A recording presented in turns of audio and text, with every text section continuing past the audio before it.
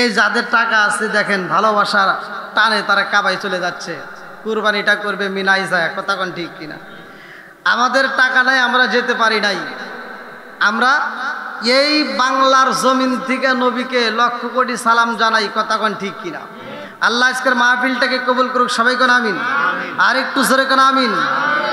আল্লাহু আকবার ওয়ালিল্লাহিল হামদু বিসমিল্লাহির রাহমানির রাহিম।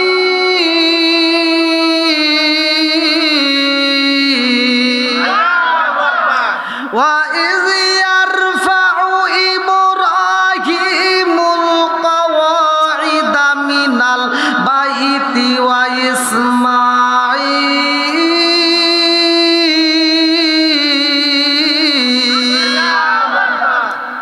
আল্লাহ তাআলা ইব্রাহিম আলাইহিস সালাম এবং ইসমাঈল আলাইহিস সালামকে দিয়া খানায় কাবা নির্মাণ করছে। এমন সুন্দর করে নির্মাণ করছে যেই ঘরটার জন্য বাপ বেটা দুইজন মিস্ত্রি, জোরে কোন সুবহানাল্লাহ। আজকে আমরা মসজিদটাকে নির্মাণ করার জন্য কমিটির লোক, এলাকার মানুষ সবাই পাগল পারা, কথা কোন ঠিক কিনা? এই কাবাই ঘর যারা তৈরি করছে কয়েকবার নির্মাণ করা হয়েছে, এমন ভাবে নির্মাণ হয়েছে কিয়ামতের আগ পর্যন্ত এই কাবা ঘর আর নির্মাণ করতে হবে না, জোরে কোন সুবহানাল্লাহ। আজকে আমরা মসজিদের জন্য দেখেন এই যে ইট আনছে, এরপরে রড আসবে, সিমেন্ট আসবে, বালু আসবে, রাজমিস্ত্রি এসে কাজ করবে। আপনারা সকলেই জানেন আমাদের প্রত্যেকটা জিনিসই প্রয়োজন, কিন্তু কাবা ঘর নির্মাণ করছে এর জন্য রডের দরকার হয় নাই, সিমেন্ট লাগে নাই, বালি লাগে নাই, ওইখানে কোনো কিছু লাগে নাই, শুধুমাত্র পাথর দিয়ে আল্লাহ নির্মাণ করছে, জোরে কোন সুবহানাল্লাহ। বন্ধুরা রে আমার, সেই ঘরটা দেখার জন্য সারা বিশ্বের মানুষ পাগল পারা হয়ে যায়। আল্লাহ ইব্রাহিম নবীরও একটা পরীক্ষা দিয়েছিলাম, সেই পরীক্ষাটি ছিল আল্লাহ তাআলাকে স্বপ্ন যুগে দেখাইলেন কুরবানি করতে হবে, কথা কোন ঠিক কিনা? আজকে যারা বাংলার জমিন থেকে যাইব, খানায় কাবায় যাইব, মক্কা মদিনায় যাইব গো, মক্কায় যাইবে, মদিনাতে যাইবে, পাগল পারা হইয়া তারা নবীকে সালাম দিবে, মিনাই যা কুরবানি করবে, তাদের সম্পদ আছে তারা কুরবানি করবে। এই কুরবানিটা আমরা বাংলার জমিন থেকেও করি। এই কুরবানিটা সর্বপ্রথমে কোন নবী আদায় করলো? এই কুরবানিটা আমাদের মাঝে কেমনে আসলো? এই ঘরটা কেমনে নির্মাণ হলো? আজকে দীর্ঘ সময় আলোচনা ভালো করে শুইনা নাও। আমার আল্লাহ সর্বপ্রথমে কুরবানির হুকুম দিল আদম নবীরে, আল্লাহু আকবার কম। আল্লাহ প্রথমে এমন একটা মানুষ বানাইছে, যেই মানুষটারে আল্লাহ বানাইলো মাটি দিয়া। আজকে আমরা বলি আমরা মাটির তৈরি, আপনি মাটির তৈরি না, না এটা মিথ্যা কথা। আপনিও মাটির তৈরি না, আমিও মাটির তৈরি না, আপনিও মাটির তৈরি না। মাটি দিয়ে একটা মানুষটা আল্লাহ বানাইছে, যার কথা আল্লাহ কোরআন এবং হাদিসের ভিতর উল্লেখ করছে, তিনি হইল আমার আপনার নবী, যিনি হইল আদম নবী, জোরে কোন কথা ঠিক কিনা? বন্ধুরা রে আমার, আল্লাহ ফেরেশতাদেরকে ডাক দিয়া কয়, ও ফেরেশতারা রে, আমি আল্লাহ তাআলা মানুষ বানাইতে চাই। আল্লাহ কয়, ও ফেরেশতারা যা, আমি আদম বানাইতে চাই, তোমরা তাড়াতাড়ি মাটির ব্যবস্থা করো। ফেরেশতারা কয়, আল্লাহ গো, তুমি মানুষ বানাইতে চাও, আমরা তো ইবাদত কম করি না, আমরা তো তাসবিহ কম পড়ি না, আমরা সব সময় তাসবিহ তাহলিল পড়ি, অথচ তুমি কেন মানুষ বানাইবা? এই মানুষ বানানোর দরকার নাই। এই মানুষ দুনিয়াতে যাইয়া মারামারি করব, এই মানুষ দুনিয়াতে যাইয়া কাটাকাটি করব, এই মানুষ এক ভাই আর এক ভাইয়ের মাথা ফাড়াইব। আল্লাহ ডাক দিয়া কয়, ইন্নী আ'লামু মা লা তা'লামুন।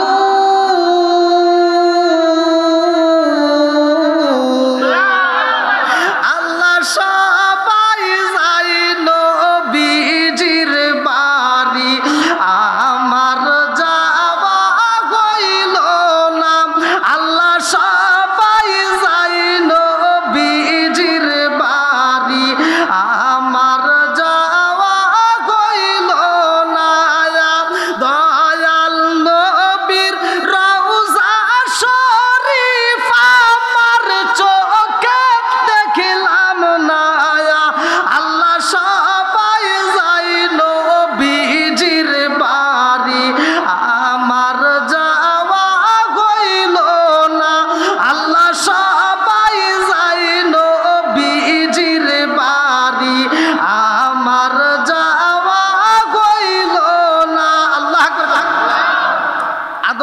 আল্লাহ বানাবে, ফেরেশতারা না করে। আজকে এই দুনিয়াতে মারামারি কাটাকাটি আছে না? আছে। আল্লাহ কয় ইন্নী আ'লামু মা লা তা'লামুন, আমি আল্লাহ যা জানি তোমরা তা জানো না। জোরে কোন সুবহানাল্লাহ। আল্লাহ ভালো করেই জানে যে কিছু মানুষ মারামারি করবে, কিছু মানুষ কাটাকাটি করবে, এক ভাই আর এক ভাইয়ের মাথা ফাটাবে, কেউ সুদের ব্যবসা করবে, কেউ ঘুষের ব্যবসা করবে, আবার কিছু মানুষ আমার ইবাদত নিয়ে পাগল হবে। এই পাগলগুলো দেখেন এখন না ঘুমায়া এই মাহফিলে আইসার সময় দিচ্ছে, কথা কোন ঠিক কিনা? বন্ধুরা রে আমার, আল্লাহ কয় জিবরাইল, তাড়াতাড়ি যারে জিবরাইল যা, আমি আল্লাহ তাআলা আদম বানাইতে চাই, মাটি নিয়ে আসো। এইবারে জিবরাইল আসলেন মাটি নেওয়ার জন্য, যখন হাতটা বাড়াইব মাটি কান্দে আরে কয় জিবরাইল, ও জিবরাইল আমারে নিও না, আমারে নিও না। বলে কেন নেব না? বলে এজন্য আমারে নিও না, আমারে দিয়ে আল্লাহ মানুষ বানাইব। এই মানুষ দুনিয়াতে যাইয়া মারামারি করবে, কাটাকাটি করবে, অন্যায় করবে, আর আল্লাহ এই মানুষদেরকে জাহান্নামে দিব।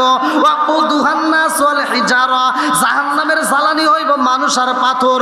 ও জিবরাইল, আমি মাটি জাহান্নামের আগুন সহ্য করতে পারবো না, আমারে নিও না। এইবারে জিবরাইল কান্দন দেখে এইবার মায়া লাইগা যায়। জিবরাইল কয় আল্লাহ ও, মাটির কান্দন দেখে মায়া লাগছে, এই জন্য আনতে পারলাম না। আল্লাহ দেয় মিকাইল রে, মিকাইলের মায়া লাগে, বলে ইসরাফিল তুমি যাও। ইসরাফিল কয় আল্লাহ আমার ভিতরে তো মায়া লাইগে গেছে। আমার মুরব্বী বাবাজিরা গো, আল্লাহ কয় মালাকুল মউত আজরাইল তুমি যাও। আজরাইল যখন এক মুষ্টি মাটি নেয়, কিতাবের ভিতর উল্লেখ করা হয়, মুফাসসির কিরামরা লেখেন 40 মণ মাটি চইলা আসে। আল্লাহ এই মাটি দিয়ে আদম বানাইছে রে ভাই, এত সুন্দর করে মানুষ বানাইলো ফেরেশতারা। এইবার আল্লাহ কয় আমি আল্লাহ দেখতে চাই, ও ফেরেশতারা কেমনে বানাইলা? এই মাটিগুলো সেইটা সুন্দর করে মানুষ বানাইয়া মূর্তির মতো করে বানাই এইবার রাইখা দিছে। আল্লাহ যায়া দেখে এই মানুষকে কেমনে বানাইছে। এইবার আল্লাহ তাকায়া দেখে সব কিছু ভালো হইছে। আল্লাহ কয় আমার মনের মতো হয় নাই। এইবার আমার আল্লাহর কুদরতি হাতটা এই মানুষের কপালের উপরে লাগাইলেন, মুখের মধ্যে লাগাইলেন, চোখের মধ্যে লাগাইলেন, নাকটা একটু টান মারলেন, ঠোঁটের উপরে লাগাইয়া দিলেন। আমার আল্লাহ এত সুন্দর করে হাতটা মুখের মধ্যে বোলাইয়া দিছে রে ভাই, এই মানুষের মুখের দিকে তাকাইলে মায়া লাগে, চোখের দিকে তাকাইলে মায়া লাগে, কথা কোন ঠিক কিনা? আল্লাহর কুদরতি হাত মুখের মধ্যে পইরা গেছে, এই জন্য এত মায়া লাগে গো। আল্লাহ এইবার তার ভিতরে রূহ দিল ফুকাইয়া। এইবার দুনিয়ার বুকে আমরা দেখি, ছোটবেলা আমরা দেখছি যে 8 বছর 9 বছরের বাচ্চারা, মানে পোলাপানগুলো, ছেলে হোক মেয়ে হোক, প্যান্ট পরে ঘুরছে, ঘুরে নাই? হাফ প্যান্ট পরে, ওই যে ফুল প্যান্ট, এই যে গোল গোল, এখন কি আছে? এখন নাই। আবার তখনকার মানুষ 12 বছরে ক্লাস 5-এ যা ভর্তি হয়েছে, কি মুরব্বী আছে না এখনো? তখনকার সময় কিন্তু 12 বছরে যা 5-এ ভর্তিছে। আর এখনকার পোলাপান, যে এই বাড়িতে আজকে দেখলাম পিচ্ছে পোলাপান, আমি মনে হচ্ছে মনে হয় 3-তে বা 4-এ পড়ে, কয় না বিজ্ঞানে পড়ে, 6-এ পড়ে। তাহলে কন ছোট ছোট কয়, আবার কথা কবে গেলে ছোট ছোট পোলাপান এমন এমন কথা কয়, খুব পাকা আছে না নাই? পাকা কেমনে এটাই তো আমরা জানি না, কারণ ওর যে সৃষ্টি আর আমার যে সৃষ্টি একই কর্তা, কতক্ষণ ঠিক কিনা? আর একই সময় একই দিনে আল্লাহ সৃষ্টি করছে, জোরে কোন সুবহানাল্লাহ। বন্ধুরা রে আমার, আসলাম আমরা, পরে ভালো করে শুই না নাও, দাদার পরে বাবা, বাবার পরে আমি, আমার পরে সন্তান। কিন্তু বাবারে আমার, দাদারে আমার আল্লাহ একই দিনে সৃষ্টি করছে, রূহ নামক একটা পাখি আল্লাহ তাআলা তৈরি করছে, কতক্ষণ ঠিক কিনা? ওরে আমি কাঁচা, তুমি পাখি, থাকো আমার ভিতর। ওরে আমি কাঁচা, তুমি পাখি, থাকো আমার ভিতর। হঠাৎ করে ওই রাজা ইবানা দিয়া খবর, ওয়াসিনপুর ঠিকানা তোমার, যাইবা ওয়াসিনপুরে শূন্য খাঁচা পইরা রইব আমার মাটির ঘরে ওয়াচিনপুর ঠিকানা তোমার যাইবা ওয়াচিনপুরে শূন্য খাঁচা পইরা রইব আমার মাটির ঘরে আমি মিশে কানে যতন কইরা সাজাইলাম বাসর হঠাৎই করে উইরা যাইবা না দিয়া খবর চিৎকার মেরে কন্যায় আল্লাহু আকবার আল্লাহ আদম রে বানাইরা এই মানুষরে তৈরি কইরা রে ভাই আল্লাহ কই এদের তো আবার জান কবজ করতে হইব এদের তো মরণ আসবে কুল্লু নাফসিন যায়কাতুল মাউত মরণ নামে একটা ফল খাওয়াইতে হইব এই ফলটা আবার কে খাওয়াইব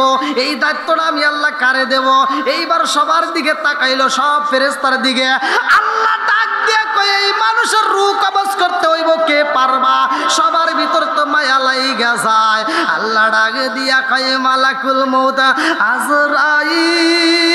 আজরাইল ওরা মাটির কান্দন দেখে সহ্য করতে পারে না ওদের ভিতর মায়া লাইগা যায় এই মানুষের রূহ যদি কবজ করতে দেয় এই মানুষের কান্দন দেখে ওরা তো জান কবজ করতে পারবে না মায়া লাইগা যাইব ও মালাকুল মউত আজরাইল এই দায়িত্বটা তোমার নিতে হইব তুমি জান কবজ করবা মালাকুল মউত আজরাইল কয় আল্লাহ আমাকে এমন একটা দায়িত্ব দিতেছো সারা পৃথিবীর মানুষ আমাকে আসামি করব সারা পৃথিবীর মানুষ আমারে দোষ দিব সব মানুষ বলবো মালাকুল মউত আজরাইল জান কবজ করছে সব মানুষ আমার নামে মামলা দিব আল্লাহ ডাক দিয়া কয় ও মালাকুল মউত ফেরেশতা শুইনা নাও পৃথিবীর কোনো মানুষ তোমারে দোষ দিব না বলে কেমনে দিব না বলে আমি আল্লাহ তাআলা এমন একটা সিস্টেম কইরা দেব এই মানুষগুলো যখন মারা যাইব ওরা কেউ তোমার বিরুদ্ধে নালিশ করতে পারবে না কেউ তোমার বিরুদ্ধে আন্দোলন করতে পারবে না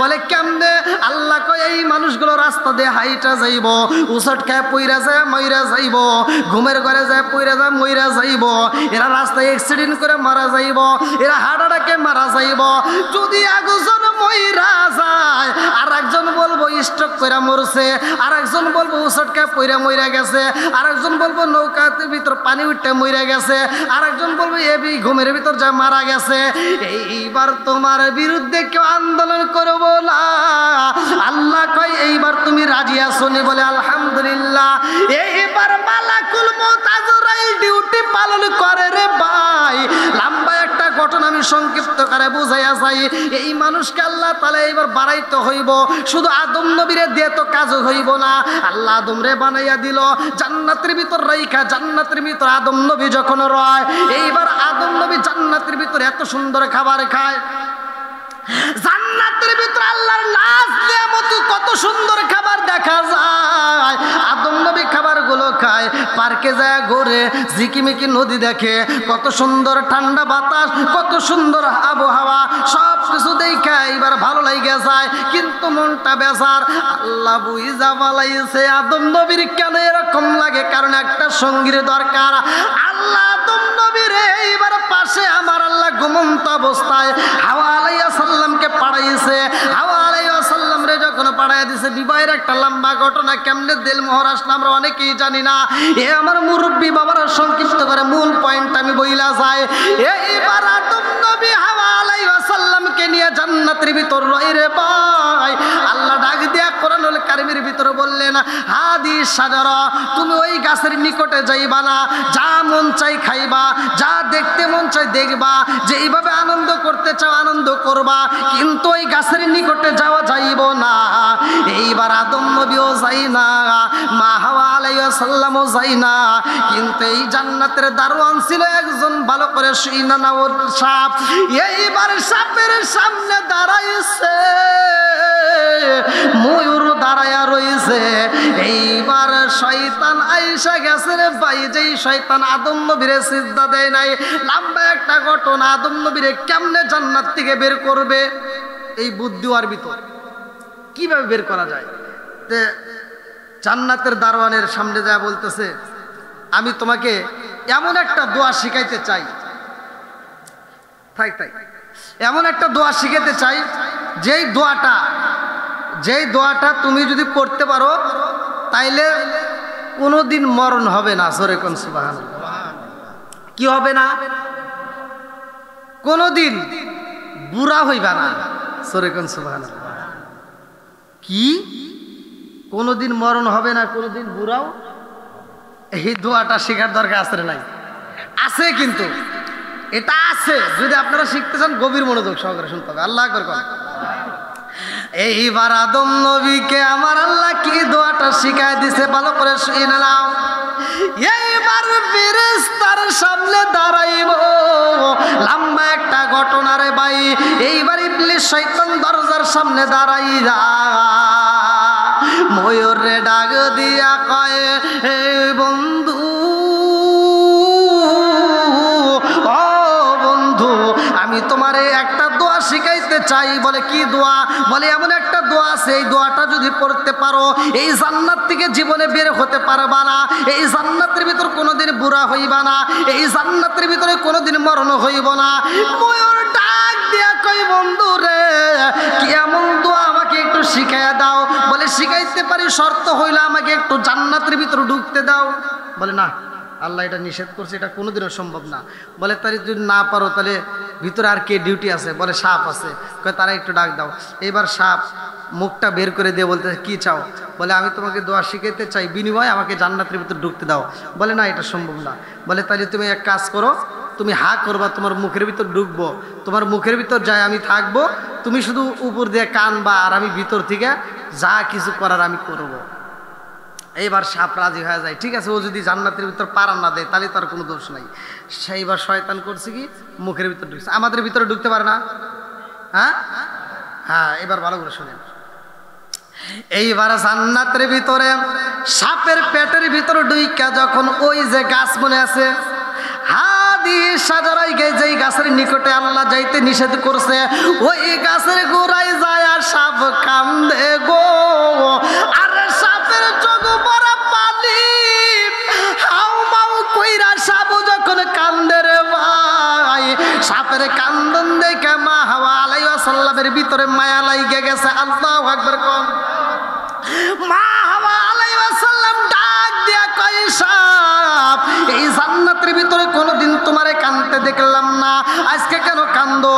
সাপের ভিতর দিকে ইবলিস শয়তান ডাক দিয়া কয়, মা গো, ও মা, আমি তো আমার জন্য কান্দি না, আমি তোমার জন্য কান্দি। বলে আমার জন্য কেন কান্দো? বলে এজন্যই কান্দি, তোমাকে তো জান্নাতে রাখবে না। বলে কেন রাখবে না? বলে এই জান্নাত থেকে তোমাকে বের করে দেওয়া হইব। ও মা, আমি তোমার জন্য কান্দি রে মা। এই গাছের ফল কেন না খাইতে নিষেধ করছে তুমি জানোনি?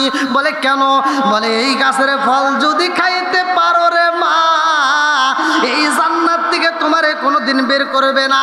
হাওয়া আলাইহিস সালাম ডাক দিয়া কয়, সাপ, এই ফল যদি আমি খাইতে পারি গো, তাইলে আমি জান্নাত থেকে যেহেতু বের হব না, আমি খাইতে রাজি। বলে তুমি একা খাইলে হবে না, আদম আলাইহিস সালাম রেও খাওয়াইতে হইব। এইবার যখন মা হাওয়া আলাইহিস সালাম এই ফলটার রস একটু মুখের ভিতরে নেয়, আদম আলাইহিস সালামকে বুঝায় বুঝায় যখন দেয় রে ভাই, লম্বা একটা ঘটনা সংক্ষিপ্ত করে বইলা যায়। এইবার মা হাওয়া আলাইহিস সালাম যখন একটা ডোক গিলা পালাইছে, আদম নবীর মুখের ভিতর যখন ফলটা দেওয়া হয়, আদম নবীর মনে পইরা যায় এটা খাওয়া যাবে না। সাথে সাথে এইবার গলার ভিতর একটা চাপ মাইরা দেয়। এইবার গলার ভিতর চাপটা দেওয়ার কারণে মহিলাদের কণ্ঠ একরকম আর পুরুষের কণ্ঠ আরেক রকম। কথা কোন ঠিক কিনা? এইবার জান্নাতের ভিতরে আর পোশাকে থাকে না রে ভাই, আদম নবীর পোশাক খুইলা যায়, মা হাওয়া আলাইহিস সালামের পোশাক খুইলা যায়। জান্নাতের মধ্য দিকে পাতা নেওয়া হয়। মহিলাদের যখন মারা যায়, মহিলাদের মাসিকের একটা ব্যাপার আছে, আমি এখন বলবো না, এই ঘটনার মধ্যেই পাওয়া যায়। আমি এখন লম্বা সময় নেব না, অল্প সময়ের মধ্যে বুঝাইতে চাই। মা বোনেরা যখন মইরা যায়, তাদের ওই মুহূর্তে কি করায়? কাফনের কাপড় দেওয়া হয় 5টা, মহিলাদেরকে দেওয়া হয় 5টা, পুরুষদের দেওয়া হয় 3টা। এই যে পাতাগুলো নিচে এই ঘটনার দিকে আসছে, লম্বা একটা ঘটনা। মা হাওয়া আলাইহিস সালাম এবং আদম আলাইহিস সালামকে দুনিয়াতে পাঠাইয়া দেওয়া হয়। তাদের যেই সন্তানগুলো জন্ম হয়, যেই সন্তানের মাধ্যমে কুরবানির ঘটনা আসছে, ভালো করে শুনে নাও। এইবার বড় সন্তান এবং দ্বিতীয় সন্তান, বড় সন্তানের একটা জোড়া দ্বিতীয় সন্তানের একটা জোড়া। তখনকার সময় নিয়ম ছিল একই জোড়ার মেয়ের সাথে বিয়ে দেওয়া যাবে না। যদি আগের জোড়ার সন্তান দ্বিতীয় জোড়ার মেয়ের সাথে বিয়ে, দ্বিতীয় জোড়ার সন্তান আগের জোড়ার মেয়ের সাথে বিয়ে, এটা ছিল তখনকার সিস্টেম, তখনকার নিয়ম। কারণ মানুষ বৃদ্ধি করতে হবে। কথা কি বুঝতেছেন? এটা যখন নিয়ম করে দিছে হাবিল কাবিলের ঘটনা, পৃথিবীর বুকে সর্বপ্রথমে মানুষ খুন হয় এই মেয়েদেরকে নিয়ে। এখনো এই ভেজাল আছে না নাই? কথা কন, আছে না নাই? প্রথম পৃথিবীর বুকে সর্বপ্রথম মানুষ খুন হয়। আর এখন কিয়ামতের আগ পর্যন্ত যত মানুষ খুন হবে তার একটা গুনার ভাগ আদম নবীর এই সন্তান পাবে। কথা কি বুঝতেছেন? লম্বা একটা ঘটনা। তো এই যে দুইটা সন্তানের মধ্যে যখন দ্বন্দ্ব লেগে যায়, হাবিল এবং কাবিলের ঘটনার ভিতরে উল্লেখ করা হয়, আমি আজকেও নিজে পড়ছি, কুরবানির ঘটনার ভিতরে আসছে সর্বপ্রথম কুরবানি কিন্তু এটা। তে বড় সন্তান বলতেছে আমি আমার জোড়াকে আমি ছাড়তে পারবো না। তার সন্তানের জোড়ার সাথে ছিল আকলিমা, আকলিমাকে কাবিল ছাড়বে না। কিন্তু হাবিল বলতেছে না, আল্লাহর পক্ষ থেকে যেটা সিদ্ধান্ত হয় ওইটাই মানতে চাই। জোরে কোন সুবহানাল্লাহ। যখন মানে না, আদম নবী বোঝাই কাম হয় না, হাওয়া আলাইহিস সালাম বোঝাই কাম হয় না, যখন কেউ মানতেছে না, এবার আল্লাহ তাআলা নির্দেশ দিলেন যাও তোমরা কুরবানি করো। কি করো? কুরবানি। একটু আসতে দেন। এবার কুরবানিটা যার কবুল হবে সেই আকলিমাকে বিয়ে করবে। জোরে কোন সুবহানাল্লাহ। নিয়ম ভালো করে শুনে নেন। এবার কুরবানিটা করবে যার কুরবানি কবুল হবে। এবার ওখানকার সময় কুরবানিটা ছিল কি, যারা কুরবানি করব এই কুরবানির পশু হোক, গম হোক, যে যেটাই হোক, মানে যে যেটা আবাদ করছে, যার যেটা ব্যবসার ভিতর ছিল অর্থাৎ কর্মের ভিতর ছিল সেইটাই তারা পাহাড়ের চূড়ার উপর রেখে আসবে। যারটা পুড়ে যাবে তার কোরবানি কবুল হবে এবং সেটি আকলিমারে বিয়ে করবে। জোরে কোন সুবহানাল্লাহ। এবার দুইজনে রাইখে আসছে, দুইজনে রাখার পরে একজনেরটা কবুল হয় আর একজনেরটা হয় না। আদম নবী বলতেছে যারটা পুড়ছে সেটি বিয়ে করবে। এবার এক ভাই আর এক ভাইয়ের সাথে দ্বন্দ্ব, কিভাবে তাকে হত্যা করবো। বলতেছে আমি তোমাকে হত্যা করব। কোরআনুল কারিমের ভিতরে আসছে, যখন বলতেছে আমি তোমাকে হত্যা করব, আর এক ভাই কান্দে আর কয় ভাই আমি তোমাকে হত্যা করব না, তুমি আমাকে হত্যা করতে পারবো কিন্তু আমি তোমাকে হত্যা করতে পারবো না, কারণ আল্লাহ যেটা খুশি আমিও সেটাই খুশি। জোরে কোন সুবহানাল্লাহ। বন্ধুরা রে আমার, লম্বা একটা ঘটনা, এক ভাই আর এক ভাইকে হত্যা করে। এক ভাই আর এক ভাইকে যখন হত্যা করে শয়তানের ওয়াসওয়াসায় পইরা গো, এইবার এক ভাই আর এক ভাইয়ের লাশটা কান্দে কইরা নিয়ে রওনা দিছে। কোথায় যাব, কি করব, কিছুই তো জানি না। লাশটা আমি কোথায় রাখবো, কি করব, কোনো কিছুই তো তখন জানা নেই। মানুষ কেমনে মারতো এটাও তো জানে না। লম্বা একটা ঘটনা। এইবার লাশটা কোথায় রাখবে সেটাও বুঝতে পারে না। আমার আল্লাহ এক জোড়া কাক পাঠাইয়া দিছে গো। ওই কাকগুলো যখন আইছে দুনিয়ায়, একটা কাক আর একটা কাকের কবর দিব। লম্বা একটা ঘটনা। এইবার ওই কাকটা কি করলো, মাটিগুলো ঘুরে ঘুরে একটু দূরে সরাইয়া ওইখানে একটা গর্ত করে কাকটাকে ভিতরে শোয়াইয়া আর একটা কাকটা এবার যায় মাটিটা আবার উপর দিয়ে বিছাইয়া দেয়। একটা কাক যখন আর একটা কাকরে মাটি দেয়, এই দৃশ্য দেখে ভাই কান্দার কয় আল্লাহ আমি কি করলাম, কাকের মতো বুদ্ধিও তো আমার মাথায় নাই। একটা কাক আর একটা কাকরে কেমনে কবর দিল, আমার বাইরে কি করবো আমি এটাও তো জানি না। এই কাকের কাছ থেকে আমার শিখতে হইল। আরে এইবার ভাই হয়ে বাইরে যখন মাটি দিছে রে ভাই, আদম নবী এই ঘটনা শোনার পরে দুইটা চোখের পানি ছাইরা দিয়া কান্দে আর কয় আল্লাহ গো, আমার সন্তানটারে আমি হারাইলাম, একটা সন্তানরে আমি হারাইলাম আমার আর একটা সন্তানের কারণে। আমার মুরব্বী বাবাজিরা গো, আদম নবীর সময় কোরবানি একরকম, এইবার ইব্রাহিম নবীর সময় কোরবানি আর এক রকম। ইব্রাহিম নবীর সময় কোরবানিটা কেমন ছিল, মা বোনেরা আজকে আমরা যারা কোরবানির সময় ঈদের দিন অনেকে দেখবেন আনন্দ করে, যেই গরুটা পুষবে মা বোনেরা যদি ওই গরুটা লালন পালন করে এবং যেই দিন জবাই করবেন কুরবানির দিন যখন বাড়ির থেকে নিয়ে যাবে, আর মা বোনেরা গেট দিয়ে হোক, বাড়ির থেকে হোক, দরজা দিয়ে হোক, জানালা দিয়ে হোক, যখন উকি মারে ওই গরুর দিকে তাকায় তাকায় মনটা বেজার করে চোখের পানি ছাড়ি দিয়ে কানবে, গরুর জন্য একটু আফসোস করবে। আল্লাহ তাআলা তার আমল নামায় কি পরিমাণ সব দিবে। হাজেরা যখন তার সন্তানরে সাজায় দিছে, কুরবানি করতে যখন যাবে, হাজেরা সন্তানের দিকে তাকায় দুইটা চোখের পানি ছাড়িয়ে দিয়ে মায়া দিয়ে তাকায় কান্দে। আল্লাহ তাআলা বলে এই মহিলা ওই পাগন্নি হাজেরার মতো সওয়াব পাবে। বন্ধুরা রে আমার, আইয়র ইব্রাহিম আলাইহিস সালামের ঘটনার লম্বা একটা ঘটনা, আমি তার জীবন বৃত্তান্ত সংক্ষিপ্ত করে টান দিয়া যাই। ইব্রাহিম নবীর প্রথম স্ত্রী, যার নাম কিতাবের ভিতরে উল্লেখ করা হয় সারা। এইবার সারার যখন সন্তানাদি হয় না, লম্বা একটা ঘটনা। এইবার তিনি আর একটা বিয়ার জন্য পরামর্শ করে। এইবার সারা বলে, স্বামী গো, আপনি আর একটা বিয়া করতে পারেন, কোনো সমস্যা নাই, আমি আপনার অনুমতি দিলাম। হাজেরাকে বিয়া করা হয় রে ভাই। এই হাজেরাটার কেমন ছিল ভালো করে শুনে নাও। বাদশা সাধুন ছিল ওই এলাকার সন্তান, ওই এলাকার মেয়ে ছিল বাজান রে এই হাজেরা।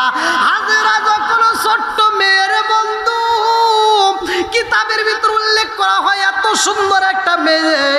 আল্লাহর নবী বলে সুন্দরী কয়েকটা নারীর ভিতর, সুন্দরী 5 জন নারীর ভিতর একজন ছিল হাজেরা। জোরে জোরে কন্যা সুবহানাল্লাহ। এই হাজেরার ঘটনার ভিতর আসছে মহিলারা নাকফুল কেমনে পাইলো, কানের দুল কেমনে পাইলো, হাজেরাকে কি করছিল। এইবারে এই স্বর্ণ অলংকার আসবে। আল্লাহ আকবার। এইবার মা হাজেরা ছোট্ট মেয়ে, এত সুন্দর চেহারা, আরে ভাই। এই মেয়েটা যখন ধীরে ধীরে বড় হয়, 8 বছর 9 বছর বয়স পূর্ণ হয়ে যায়, এইবার বাপটা মেয়েটার দিকে তাকায়া দুইটা চোখের পানি ছাইরা দিয়ে কান্দে আর কয়, আল্লাহ গো,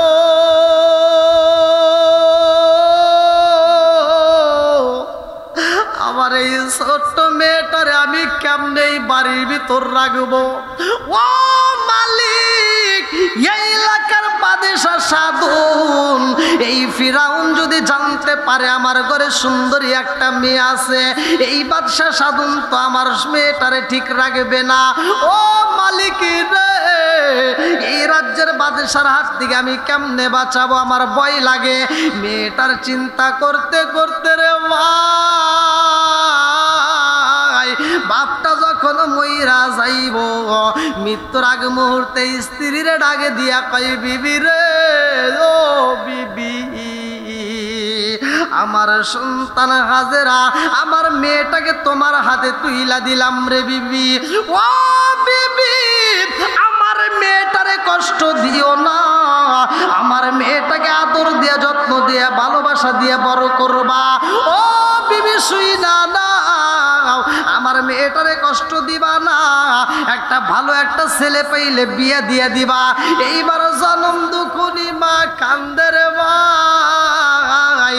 হাজেরার বাপটা যখন মইরা যায়, ওই এলাকার ভিতর প্রতি বছরে একটা মেলা হয়, যেই অনুষ্ঠানের মধ্যে সব মানুষ পাগল পারা হয়ে চইলা যায়, মহিলারা যায়, পুরুষেরা যায়, বাদশা নিজে ওই মেলার ভিতর যায়। আরে মেলা যখন টিনার মেলা শুরু হয়ে যায়, কিতাবের ভিতর উল্লেখ করা হয় হাজেরা মনটা বেজার করে বাড়ির ভিতর চোখের পানি পালায়া কান্দে। জনম দুখুনি মা ডাক দিয়া কয়, মা তুমি কেন কান্দো রে মা? হাজেরা কয়, মা গো, আমি কেন কান্দি জানো নি? আজকে যদি আমার বাবা জীবিত থাকতো, আজকে টিনার মেলায় আমার বাবার হাত ধরে আমি যাইতাম।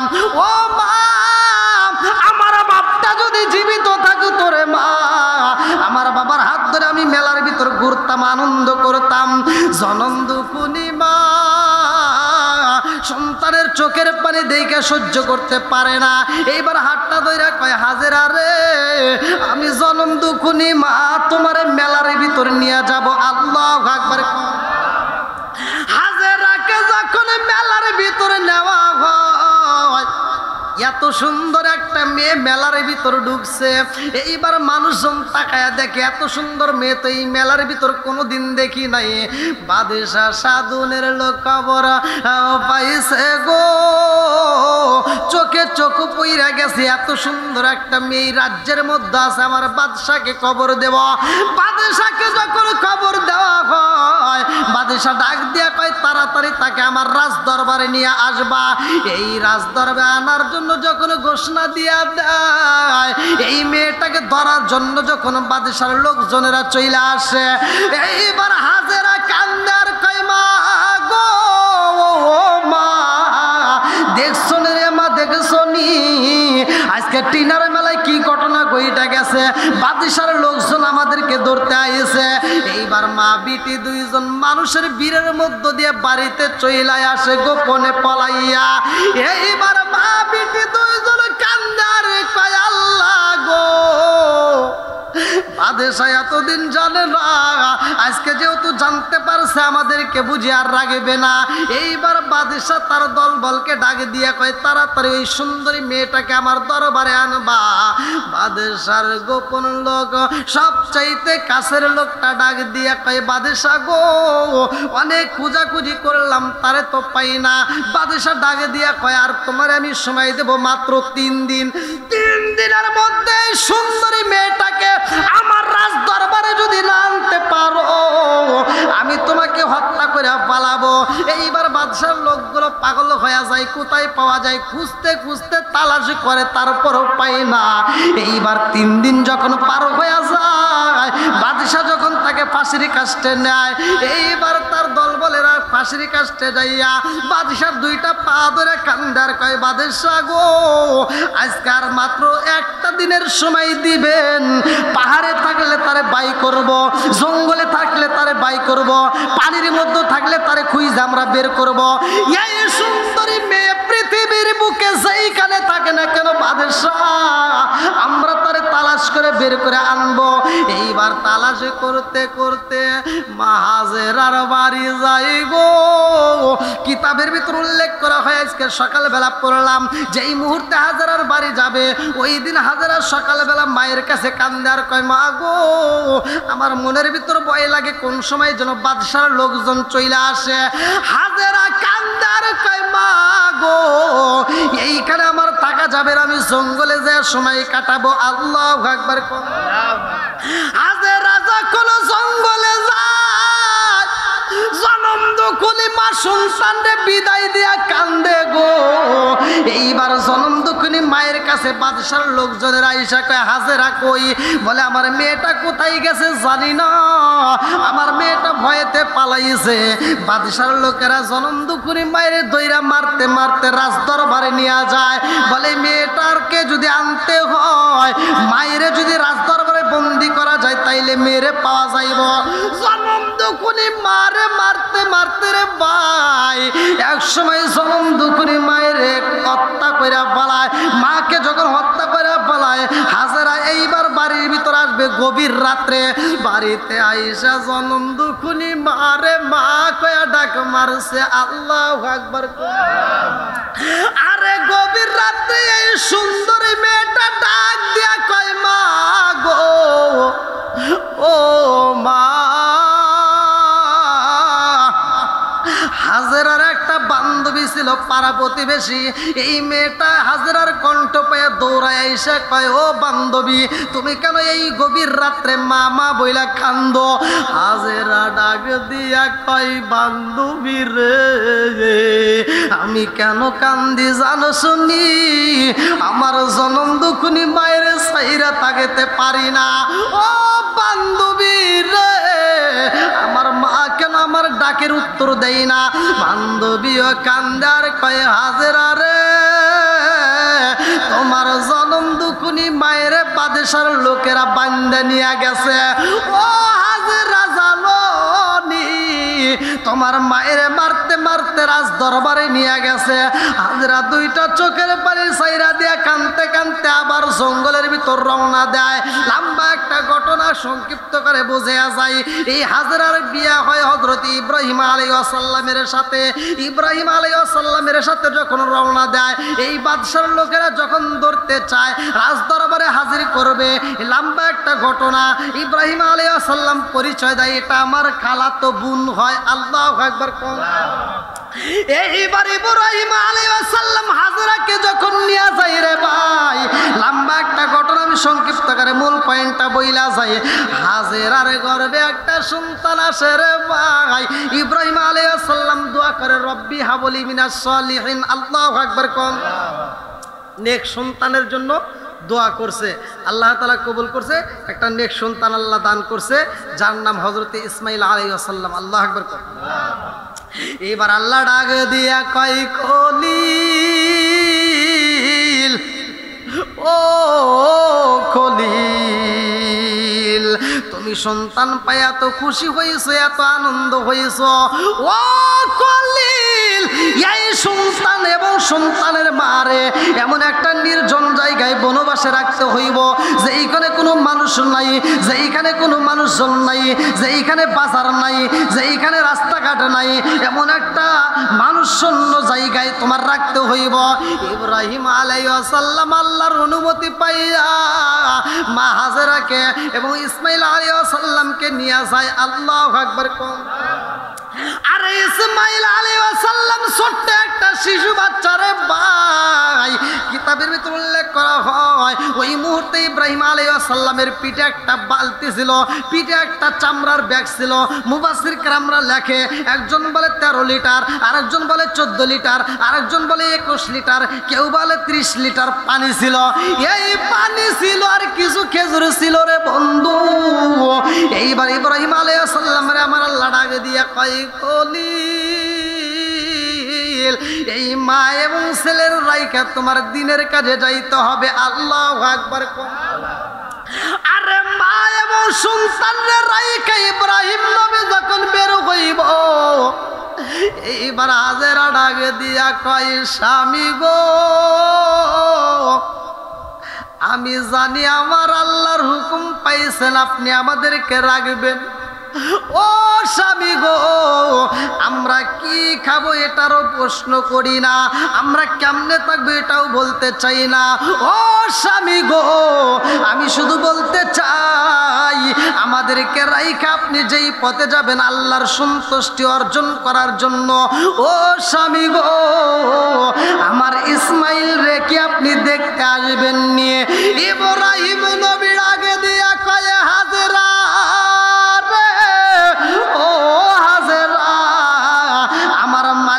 অনুমতি পাইলে আসবো, নইলা আসতে পারবো না। মা এবং ছেলের রাইকা যখন চইলা যায়, একদিন পার হয়ে যায়, 2 দিন পার হয়ে যায়, সপ্তাহ যায়, 2 সপ্তাহ, 3 সপ্তাহ চইলা যায়।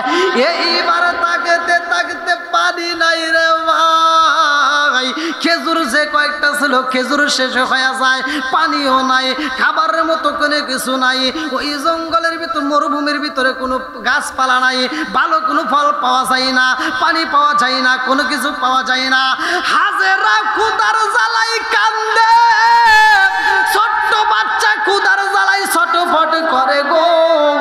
ইসমাইল আলাইহিস সালাম ক্ষুধার জ্বালাই যখন কান্দে, জনম দুকুনি মা হাজেরা ইসমাইল আলাইহিস সালাম রে বুকের দুধ পান করাইতে চাই, কিন্তু এক ফোঁটাও দুধ পাওয়া যায় না। এইবার হাজেরা কান্দে আর কয়, আল্লাহ গো, ও মালিক, আমার সন্তান রে আমি দুধ পান করাবো, আমার তো এক ফোঁটা দুধের ব্যবস্থা নাই, আমার সন্তান রে একটু পানি পান করাবো, সে পানিটাও নাই। এইবার মা ছেলে 2 জন কান্দে রে ভাই।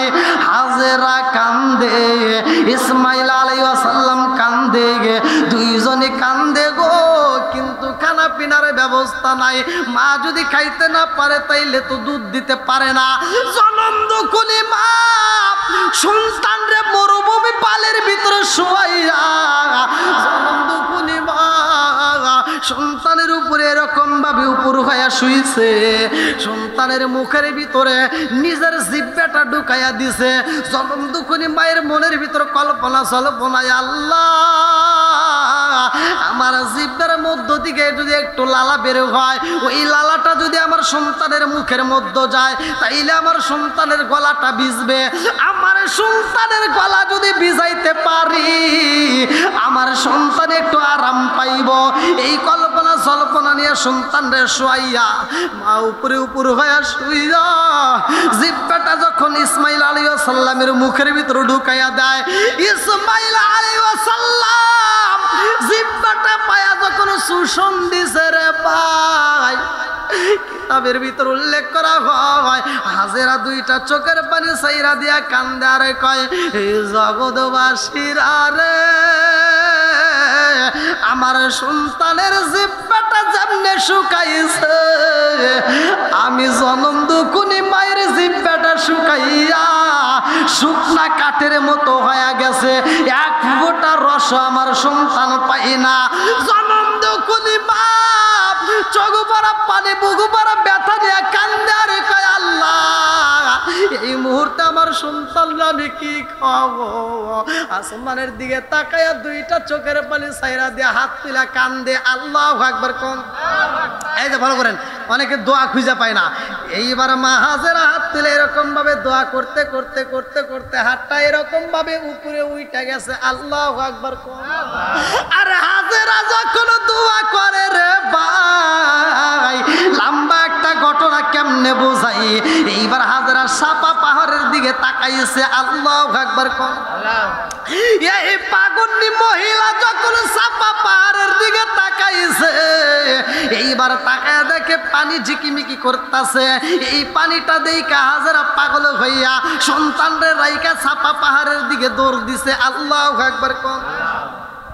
কথা কি বুঝতেছেন? সাপা পাহাড়ের দিকে যখন দৌড় দিছে হাজেরা, এই যে ফলো করেন, হ্যাঁ কষ্ট পেয়েছেন?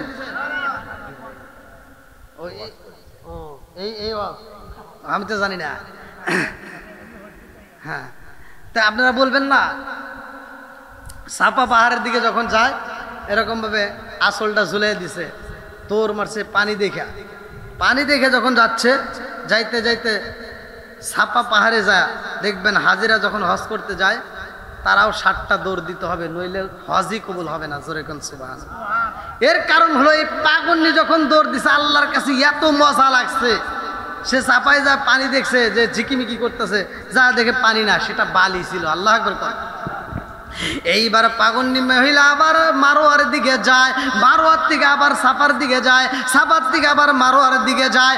এই দৃশ্য দেখে আল্লাহ ডাক দিয়া কয়, জিবরাইল আমি আল্লাহর কাছে এত মজা লাগছে গো, ও জিবরাইল সারা পৃথিবীর মানুষ যখন হজ করতে আইব এই পাগন্ডি মহিলার মতো তারাও দৌড় পারবে। আল্লাহু আকবার।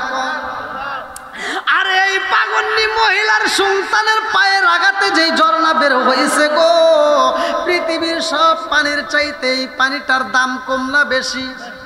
সব পানি, আপনি যত পানি পান করবেন সব পানি বসে পান করা সুন্নাত। বসে পান করা কি? আর একমাত্র জমজমের পানি দাঁড়াইয়া পান করা সুন্নাত। জোরে কোন সুবহানাল্লাহ। বন্ধুরা রে আমার, এইবার এই পাহাড়ের মধ্যে একটা লম্বা একটা ঘটনা, অন্য একটা কাফেলা আসে, সেদিকেও আমি যাব না যেহেতু আলোচনা শুনছেন। এই পাগন্ডি মহিলার সন্তানটা আস্তে আস্তে বড় হয়। এইবার বড় হইলে কুরবানির একটা ঘটনা যেহেতু আপনারা শুনছেন, আমি সংক্ষিপ্ত করে পয়েন্টটা টান দিয়ে যাব। এইবার ইসমাইল আলাইহিস সালামের পরবর্তী ঘটনা হইল খানায় কাবা নির্মাণ করা। আল্লাহু আকবার কোন। আরে বাপ বেটাকে আমার আল্লাহ এইবার অনুমতি দিল। কিতাবের ভিতর উল্লেখ করা হয়, ওয়াইদ ইয়ারফাউ ইব্রাহিমুল কওয়াইদা মিনাল বাইতি ওয়া ইসমাঈল। আল্লাহু আকবার কোন। আল্লাহ বলতেছে বাপ বেটা দুজন মিলে কি করবা? খানায় কাবা নির্মাণ করবে। আল্লাহু আকবার কোন। খানায় কাবা যখন নির্মাণ করবে পাথর আনতে হবে, পাহাড় থেকে আনে। এই এক একটা পাথর এত দামি, কিতাবের ভিতরে সেই পাথরগুলো নিয়ে আসছে বাপ বেটা যখন পাথরটা নিয়ে এরকম ভাবে পাথরের সাথে বসায় দেয়, একটা পাথরে আর একটা পাথরে এরকম ভাবে আনজায় ধরে। সরিকন সুবহানাল্লাহ। বন্ধুরা রে আমার, ইব্রাহিম নবী যখন পাথরের উপর পাথর রাখতে রাখতে এইবার লম্বা একটা ঘর তৈরি করেছে গো।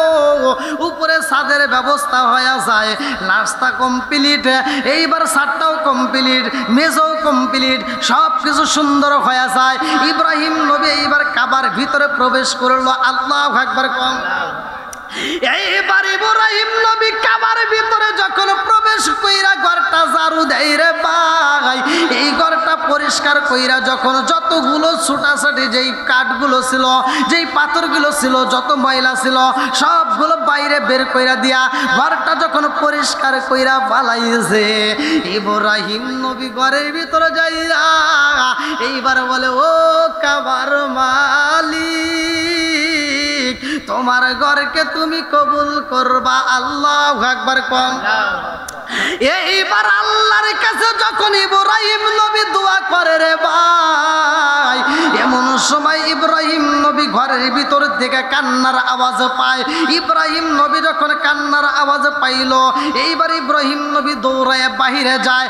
ঘরের ভিতর থেকে বের হয়ে বাহিরে যাইয়া ইব্রাহিম নবী এইবার ডাইনে তাকায়, মানুষ নাই, বামে তাকায়, মানুষ নাই, সামনে তাকায়, মানুষ নাই। এইবার কাবার চারপাশে গুইরা গুইরা দেখে, মানুষ নাই। আল্লাহু আকবার। ইব্রাহিম নবী ডাক দিয়া কয়, আল্লাহ, একটা মানুষ দেখা যায় না, অথচ কান্নার আওয়াজ পাই, কারণটা কি? আল্লাহ ডাক দিয়া কয়, খলিল, ও খলিল, তুমি কান্নার আওয়াজ পাইলে এবার তালাশ করে দেখো কে কান্দে। বলে, আল্লাহ, কোনো মানুষ তো পাওয়া যায় না, ডাইনে কোনো মানুষ নাই, বামেও কোনো মানুষ নাই, চারপাশে ঘুরলাম কোনো মানুষ নাই। আল্লাহ ডাক দিয়া কয়, খলিল, তুমি যেইখানে পাথরের টুকরাগুলো ফালাইছো সেইখানে যাও। এইবার ইব্রাহিম নবী সেইখানে যায় দেখে এই পাথরগুলো ভিজে গেছে, পাথর দিয়ে কান্নার আওয়াজ আসে। আল্লাহু আকবার। আরে পাথরের মধ্য থেকে যখন কান্নার আওয়াজ পাওয়া যায়, ইব্রাহিম নবী পাথরটা হাতে নিয়ে কান্নার কয়, ও পাথর, কেন কান্দো রে পাথর? তোমার মনের ভিতরে কি এমন কষ্ট, কি এমন দুঃখ? আরে পাথরের দিকে তাকায় ইব্রাহিম নবী যখন কান্নার কয়, পাথর কেন কান্দো? এইবার পাথরের কান্নারও বাইরা যায়। পাথরে কান্নার কয়, আল্লাহ, আমার জবানটা খুইলা দাও, তোমার কলিল রে আমার মনের কথাটা বলতে চাই। আল্লাহু আকবার কোন। আল্লাহ যখন পাথরের জবানটা খুইলা দেয় রে ভাই, এই পাথরটা কান্দার কয়, ও আল্লাহর খলিল, আমি কেন কান্দি জানোনি? আমি কেন কান্দি জানোনি? বলে, কেন কান্দো, কারণটা কি? পাথর কান্দার কয়, ও আল্লাহর খলিল, আমাদেরকে আপনি ঝাড়ু দিয়ে বের করে দিছেন, আমাদেরকে বের করে দিয়েন না, আমাদেরকে ঘরের ভিতরে জায়গা দেন। বলে, কারণটা কি? পাথরে কান্দার কয়, আল্লাহর খলিল গো, ও খলিল, আমি পাথরের কপাল বন্ধ, এই জন্য আমাদেরকে বের করে দিছেন। যাদের কপাল ধন্য তারা কাবার সাথে লাইগে গেছে, ওদের জীবনটা ধন্য, কিন্তু আমাদের তো জীবনটা ধন্য হতে পারি নাই, আমাদেরকে আপনি বের করে দিছেন। ইব্রাহিম নবী ডাক দিয়া কয়, পাথর, যেই কাজের প্রয়োজন ছিল কাজ তো হয়ে গেছে। পাথরগুলো কান্দার কয়, ও খলিল, আমরা কেন কান্দি জানেননি? আমরা পাখানায় কাবার সাথে লাগিতে পারি নাই, আমাদের কপাল বন্ধ, আপনি আমাদেরকে ফেলে দিছেন। বলে, তাহলে ফেলে দিলাম, তোমরা কেন কান্দো? কান্নার কারণ কি? বলে, একটা মাত্র কারণ, আপনি কি জানেন না? আল্লাহ কোরআনুল কারীমের ভিতর বলছে, ওয়াকুদুহান নাস ওয়াল হিজারা, জাহান্নামের জ্বালানি হবে মানুষ আর পাথর। আমরা এজন্যই কান্দি, ও আল্লাহর খলিল, জানেননি? আমাদের বড় ভয় হয় হয়, না জানি জাহান্নামের জ্বালানি হয়ে যাই।